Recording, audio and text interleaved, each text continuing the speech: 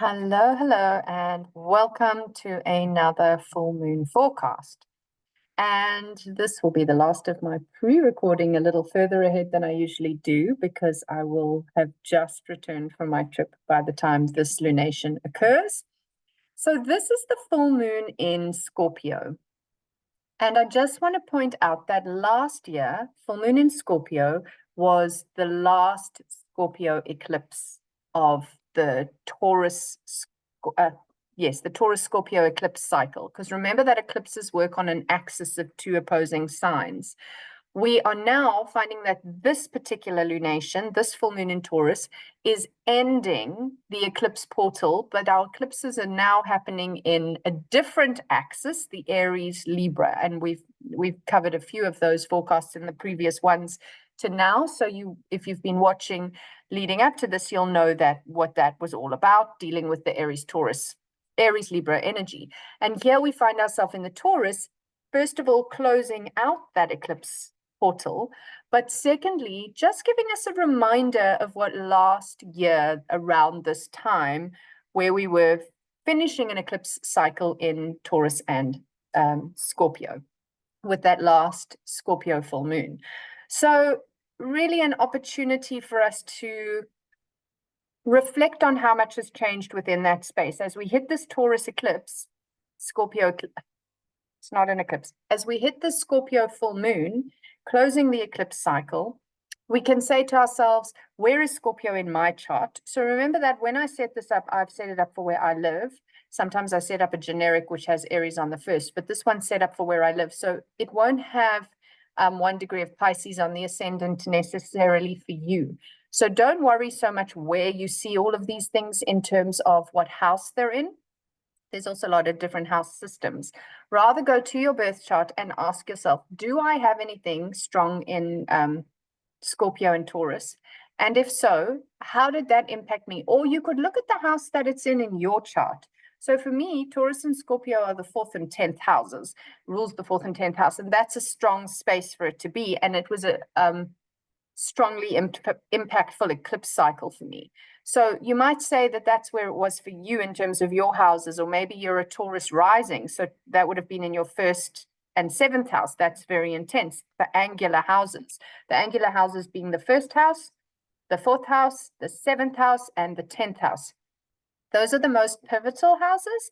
So whatever it is that you have going on in those houses, it tends to be more obvious, the impact of transits and experiences that you're having. But that doesn't mean the other houses are not important. And it also is more impactful if you have those houses loaded. Like if this was your birth chart, you would see that you would have a lot of energy happening in Pisces, Aries, Taurus. And so if things go on for a baby born at this day, down the line, when there's heavy energy in Pisces, Aries, Taurus, or the opposite signs of Virgo, Libra, Scorpio, then, or even the squaring signs, to be fair, then you're going to have more impact. So it doesn't necessarily have to be the angular houses, but this is why it helps to start to think of the energy of this full moon in Scorpio, and then look at where that is impacting your chart and how that is impacting your chart. So remember that a full moon is always a sun is opposite moon. That's exactly what it means. So this looks like it's a bit further across in Taurus, but it's just because we're so loaded. So 4 degrees is around here. So we've got 4 degrees of Scorpio, the moon, 4 degrees of Taurus, the sun, where that little red nodule is, even though the sun looks like he's off to the side. So this is a very strong connection to making a T-square to Pluto. Pluto is at 2 degrees and sun and moon are at 4 degrees, all fixed signs. Fixed signs are those signs that are the most fixed. They are the most stubborn. They are the most gritty. They are the most determined. They are the most rigid.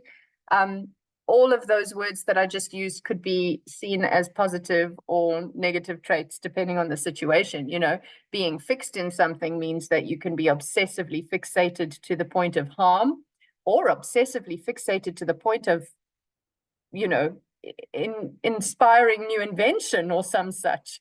So any of the words that you take as keywords, some of them have a more overtly positive or negative response. But if you think about them and meditate with any word, you can find the the positive and the negative in any word. But when we're dealing with fixed signs, it is usually the points at which we're harder to shift. So anything that and if you have strong fixed energy, that's going to be exacerbated when we have a strong fixed sign transit like this. So, for example, if you have strong fixed signs and we have this fixed sign lunation now, it's going to be pushing your buttons potentially on the places where you're supposed to be changing and you're resisting change. That can very much happen, especially because of Pluto in this particular equation. Pluto is a transformative planet. He is intensely deep and diving. He is the modern ruler of Scorpio. So if we're using him as a ruler, he's ruling this moon, as in fact. If we're using the traditional ruler, Mars is ruling the moon. And Mars is in a water sign where he's not at his strongest. So even though he is ruling this moon, Pluto is kind of almost more influential. And then when we have what's excuse me, called a T-square here, where we can see this opposition and then a 90-degree away planet, 90 degrees from the other two, then that apex point where Pluto is also kind of like the answer. So these two are having a tug of war, which we have every full moon. The sun and moon have a little bit of a tug of war, and we could see it as, these two beautiful paternal and maternal energies just being on two different sides of a conversation. And that doesn't necessarily have to be bad, because the moon is in Scorpio.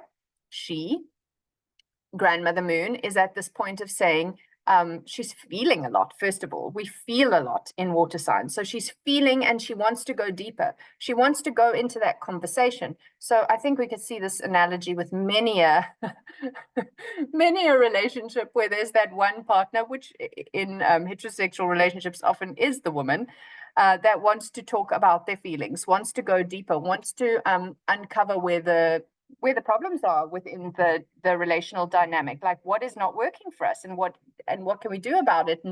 And that's Scorpio, dig deep. So the moon is wanting to do that, but the sun is in the sign of Taurus, and Taurus really prefers, in fact, there are two opposite ends of the digestive system. The Taurus is the senses, the mouth, food, smells, sounds, and then Scorpio is the rectum and the sex organs. So I often think of this axis as the beginning of where what we consume. We want that food to taste nice. We want it to look nice. We want it to smell nice. That's our happy place. And we can just go, oh, that was delicious. We don't really want to deal with the shit, but that is a real part of digestion. It comes in smelling and tasting and looking nice, and it comes out the other side not so nice, and it smells, but it's healthy that we get that out. So Scorpio is prepared to go to those smelly places for the good of uncovering stuff and not allowing things to become toxic. Although saying that, Scorpio can get quite toxic, but it's also in large part in this evolution of trying to release that which is toxic. Whereas Taurus seems like much easier on the surface of things, because Taurus just wants to enjoy things and be like a muse, and it's all about pleasure and what smells good and tastes good and so on.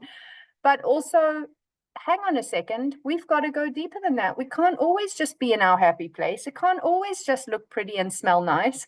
Sometimes we have to acknowledge that you're living in a mansion over here and somebody's living in a squalor over there. That is the truth. And so this is where this axis of Taurus Scorpio comes in. So the moon in this case is trying to delve with the sun, and he's going, look, we've got a party to go to. The food's going to be great. Let's dress in our finest. We'll worry about this unpleasant situation later. And she's not feeling that. She wants to go there now. Especially because we have this Aquarius Pluto, which is really encouraging the moon more so probably than the sun to go to the place of transformation, because that's what Pluto wants us to do. And even though the sun is crowded, he's got a lot of guys around here, and he's saying, I don't want to have this stinky, difficult conversation right now in front of these other people. The moon on the other side of the chart is probably going to push for the conversation, depending particularly strongly if you have stuff in this area of your chart. And it wouldn't just be the Taurus Scorpio, but I definitely start there. And you could definitely start by looking closer to the degree of the moon. So let's say it's at 4 degrees. You could almost go from the beginning of Taurus to 8 degrees. So go from 0 to 8. And I mean, that's Scorpio. And then same from Taurus, 0 to 8 degrees. But then also of the other fixed signs. Aquarius is one of them. And so Aquarius is where we have our Pluto. And that's also a fixed sign. It's fixed air. This is water and earth. And then we have a fixed fire, Leo. So there's no planets in Leo for this particular lunation, but that also might be a counterbalance point. So if this is all a little intense and Pluto is trying to call in, Pluto is in Aquarius, so a lot of his transformation is big picture, future thinking. If you don't have this stinky conversation now, how are you going to affect change for the future? That's like where he's going with that. And Taurus is like, you know, I always think of Ferdinand the bull with Taurus. I just want to be under my tree, enjoying the sunshine, listening to the birds. I don't want to fight. I don't want to get aggressive about anything. But Pluto's pushing for that conversation. So for me, he feels much more supportive of the moon in this situation. So the sun's getting a little bit like, you know, frustrated and flustered.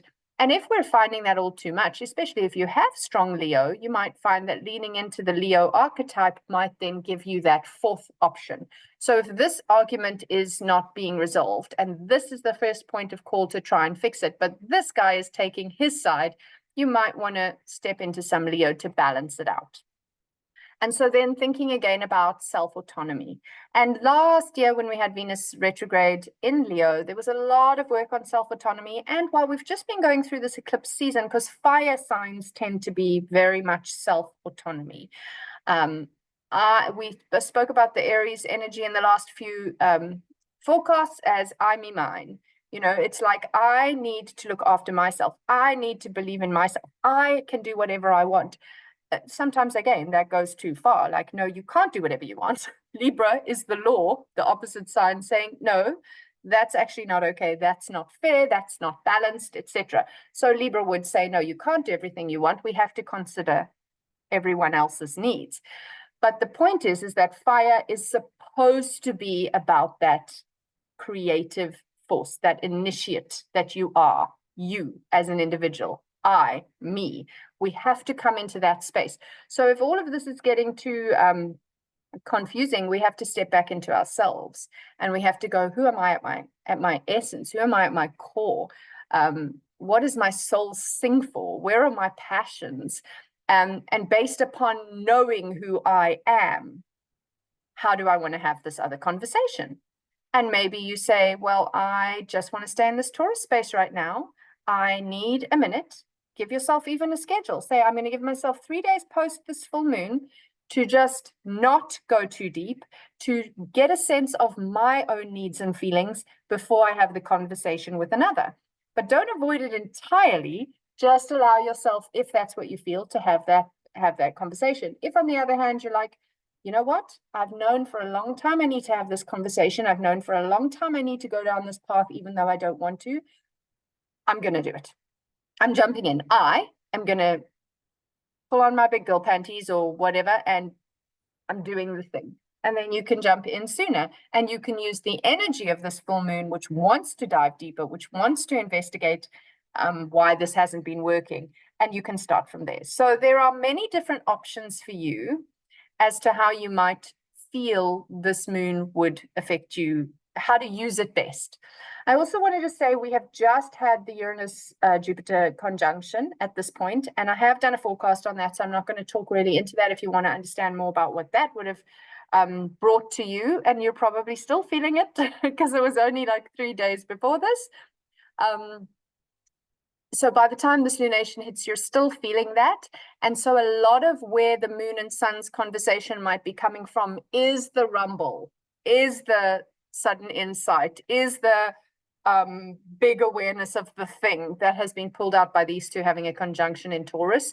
Might also mean that could also be why the sun's kind of in Taurus going, it's all too much. I just want to bury my head in the sand. But just, you'll have to feel into that one for yourself. And again, how it hits your chart.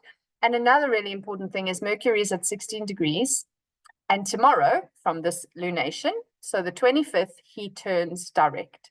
So he's still retrograde. He has been stationed retrograde for a while. He'll station direct tomorrow from this lunation and then do his last shadow. I also did a forecast on the Mercury retrograde. So if you want to look a little bit deeper into him, go there. But just a reminder that during this Scorpio eclipse where we're trying to go a little deeper, the moon wants to dig a little deeper, it's not so, we're not as strong in our mental faculties. We're in a more retrospective, reflective space because Mercury's retrograde. He's slowing down to station direct. So he's also moving at his slowest. And when he's very slow, that is when he is also more potent. So anytime a planet is retrograding, at the 2 points at which they station to change, very, very strong. So he does get to 15 degrees before he actually stations to change, which is right with this North Node as well. So that's in itself quite powerful. But just to understand that we're having this big full moon, which is ostensibly an emotional process. All full moons have more of an emotional resonance because the moon is emotion. Full is her at her peak. And she is the ruler. The moon is the ruler of water, the element of water, the tides, etc. She is in a water sign here of Scorpio, so she is intense. Scorpio is also not the moon's favorite place to be. She struggles a bit, although she is watery. She struggles a bit with Scorpio because Scorpio can be very cutting. And the soft and gentle sort of moon, who is the ruler of Cancer, has soft feelings, and maybe an exoskeleton and act all tough, but actually those words, and remember Mercury is retrograde, those words can cut really deep to the bone. And so it's interesting that we're having this sort of almost, the moon is almost overly intense right now, even for her standard. I mean, it's like that point in a menstrual cycle where you are premenstrual and you just wish you would stop snapping people's heads off, but it's just all too much and you just need some kind of relief. And that's kind of where the moon's at this point. She's just like, oh, I'm feeling so much. It's so intense. I want to like lash out at people and I don't really mean to, but I'm being mean, maybe you might find. And it's more emotionally focused than usual because Mercury is retrograde. So our analytical self isn't jumping in the way it usually does. Personally, I like this because I'm very analytical. I am Mercury ruled, and I tend to think myself out of feelings a lot of the time if I'm not watching myself. This is the kind of full moon that's going to be hard to think yourself out of your feelings because Mercury is retrograde. So it means Mercury has slowed down his process. He's giving over to the feelings. He's going, all right, well, I'm gonna wait and see how this plays out. I'm gonna wait and see how everyone else feels about this. And then once he stations direct, once he's in the shadow, his post shadow, he can think about how that felt and how everyone else in the team, imagining these all different parts of yourself, the moon within you, the sun within you, the Mercury, the Venus, the Mars, etc. How did everybody else feel about that? And now that I haven't just reacted and tried to fix and solve, because Mercury loves to fix and solve, now that I've watched everybody else's reactions, I've listened to everybody else's feelings, based on that, what do I think would be a good solution, a good fit, and a good fix? Or is it not mine to fix in the first place? So those are the kind of things that can come up after this in a less emotional way, a less heated way, and a less thinking yourself out of your feelings kind of way. Again, that would depend on the person. If you are very watery in the first place, like I say, I'm a very mercurial person. But if you're not, if you're a much more watery person, you might not think yourself out of feelings, but this is maybe going to then feel even more feely than usual for you. So again, always looking at it in the context of your own chart to get a deeper understanding as to how it's likely to impact you. And then also live it. Live that lunation, live that experience, and then ask yourself, and come back to this reading and say, now I get it. I didn't really get it before, but now that I've lived it, I can hear it. So it is quite fun sometimes to be forewarned, like understand the energy you're stepping into. But it's also quite fun to look at it retrospectively, Mercury retrograde, and say, that is how it played out for me. Not that part, but this part certainly did. And oh, look, because it actually was hitting my X, Y, and Z. Like if this was hitting your Mercury, that might be even more pertinent for you if this lunation landed near your Mercury or square your Mercury. So yes, that is a little forecast for this Scorpio full moon. I hope it has been helpful. Please enjoy this video and like, share, follow, subscribe if you do. And thank you very much for your time. I look forward to seeing you again for another forecast soon.